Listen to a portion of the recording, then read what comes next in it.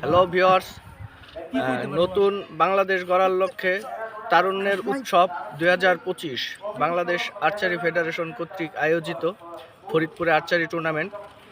চোখ রাখুন।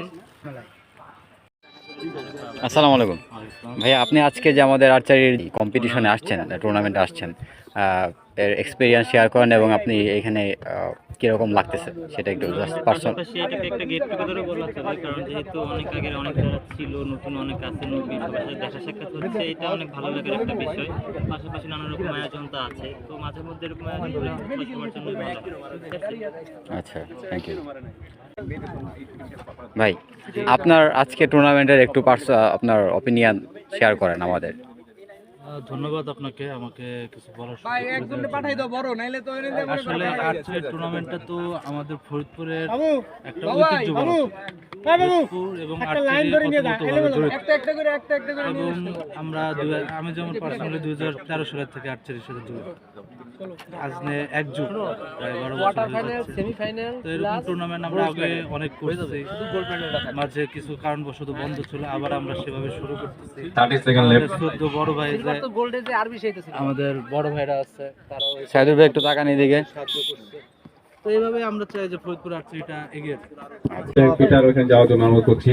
ভাই, আপনি তো অনেকদিন ধরে আর্চার মানে আপনি তো ফর্মার আর্চার, তো আপনার রিয়েল লাইফে আর্চারটা কি কাজে হেল্প করছে আপনাকে, সেটা একটু জাস্ট আমাদের শেয়ার করেন। আপনার ডিসিপ্লিনটা এখান থেকে আমার শেখা, যেভাবে ফরিদপুর আর্চার আমাদেরকে ডিসিপ্লিনটা শেখাচ্ছে, আমরা এটা খুবই উদ্বুদ্ধ হয়েছি।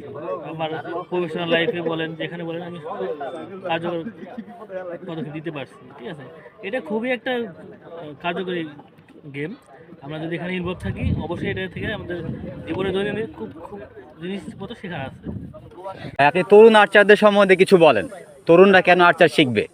না, খেলাধুলা আসলে সবারই প্রয়োজন, খেলাধুলাটা সবারই দরকার। আমাদের আর্চারি 2009 সাল থেকে আমরা এই ফরিদপুরেই খেলতেছি বা খেলাধুলার আয়োজন হচ্ছে। এখন শুরু হচ্ছে আমাদের মেন সিনিয়র এলিমিনেশন রাউন্ড।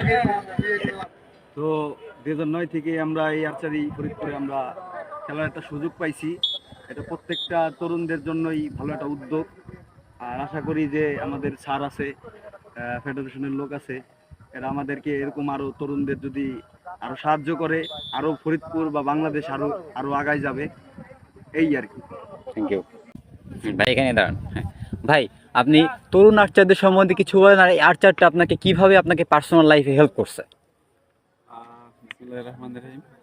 তরুণ আর্চারদের বিষয়ে আমি যেটা বলবো সেটা হচ্ছে মাঠে নিয়মিত আসতে হবে, প্র্যাকটিস করতে হবে।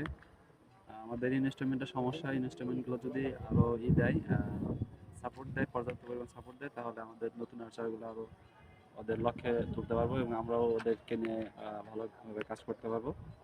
এবং আমাদের বিশ্বাস আমরা আরও যতটুকু উন্নত করছি এর থেকে আরও বেশি উন্নত করব। আর আর্চারি ব্যক্তিগত লাইফে আমার যতটা উন্নতি করছে সেটা হয়েছে আমি বিভিন্ন গেম হইলে অর্গানাইজার হিসেবে ওইখানে যাই, ওইখান থেকে আমি ফিনান্সিয়াল ভালো একটা সাপোর্ট পাই। আর পাশাপাশি যতটুকু পারি অন্যান্য যারা আছে ইসের সাথে আমি কাজ করে আরও হয়েছে, নিজের স্বাবলম্বী হচ্ছি এবং আমি আমার আরও যে টার্গেটগুলো আছে সেই টার্গেটগুলো এখান থেকে কিছুটা ফিল আপ করতে পারছি।